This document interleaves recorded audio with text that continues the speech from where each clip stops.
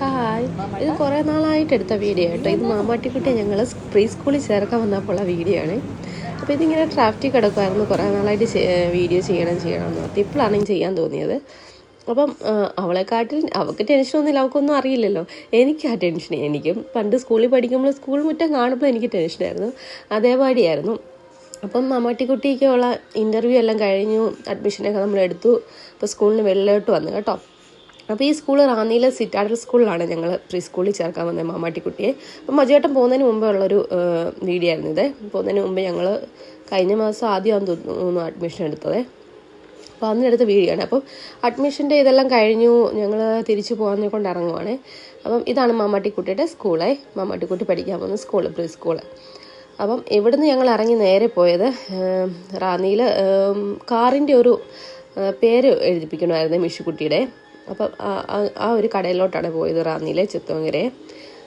അപ്പം മാമാട്ടിക്കുട്ടി സ്കൂളിൻ്റെ ഇപ്പുറത്താണെങ്കിൽ വേറെ സ്കൂൾ അങ്ങോട്ടുണ്ട് കേട്ടോ. +2 വരെ ഉണ്ട് ഇവിടെ, വലിയൊരു സ്കൂളാണ് കേട്ടോ. അപ്പോൾ ആ സൈഡിലോട്ടൊന്നും ഞങ്ങൾ പോയില്ല. ഞങ്ങൾ ജസ്റ്റ് ഈ പ്രീ സ്കൂളിൻ്റെ അവിടെ അവരുടെ ഓഫീസിൻ്റെ അവിടെ പോയുള്ളൂ. അഡ്മിഷനൊക്കെ എടുത്തിട്ട് തിരിച്ചു പോവാം കേട്ടോ. അപ്പം പോകുന്ന വഴിക്ക് ഞാൻ പറഞ്ഞില്ലേ, കാറിൽ മിഷുക്കുട്ടിയുടെ പേര് എഴുതിക്കാൻ അവിടെ ചിത്തവങ്കര ഒരു കടയുണ്ട്.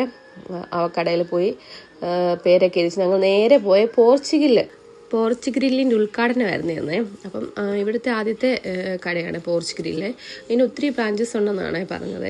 അപ്പോൾ പോർച്ച് ഗ്രില്ലിൽ ഞങ്ങൾ ഉദ്ഘാടനമല്ലേ വന്നത്. അപ്പം എന്തെങ്കിലും കഴിക്കാമെന്ന് വിചാരിച്ച് പോയാൽ, പക്ഷേ ഉദ്ഘാടനം നടക്കുന്നേ ഉള്ളായിരുന്നു. രാജു അബ്രഹാം ഒക്കെ ഉണ്ടായിരുന്നേ. അപ്പം താമസിക്കുമെന്ന് അറിഞ്ഞിട്ട് ഞങ്ങൾ നേരെ ഇങ്ങ് വിട്ടു. ഇനി അവിടെ നിന്നാലും കുറേ സമയം എടുക്കും. പോകുന്ന വഴിക്ക് നല്ല നിറച്ച് നെല്ലിക്ക കിടക്കുന്നു കേട്ടോ. അപ്പോൾ അവിടെ നിർത്തിയിട്ട് ഞാൻ വീഡിയോ എടുത്താൽ നല്ല രസമായിരുന്നു കാണാൻ.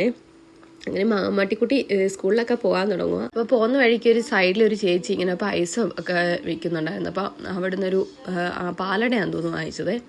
അതൊക്കെ വാങ്ങിച്ച് കുടിച്ചിട്ടാണ് ഞങ്ങൾ തിരിച്ച് വീട്ടിലോട്ട് പോയത്. അപ്പോൾ മാമാട്ടിക്കുട്ടി അങ്ങനെ പായസം ഒന്നും കുടിക്കാറില്ല, പക്ഷെ അന്ന് നല്ലതായിട്ട് കുടിച്ചു കേട്ടോ. നല്ല മഴയൊക്കെ ഉണ്ടായിരുന്നു ഒരുമാതിരി. അപ്പോൾ നല്ല ചൂട് പായസമായിരുന്നു പ്രഥമനെ. അപ്പോൾ ഇതായിരുന്നു മാമാട്ടിക്കുട്ടിയുടെ സ്കൂളിൽ ചേർക്കുന്ന ഒരു കുട്ടി വീഡിയോ.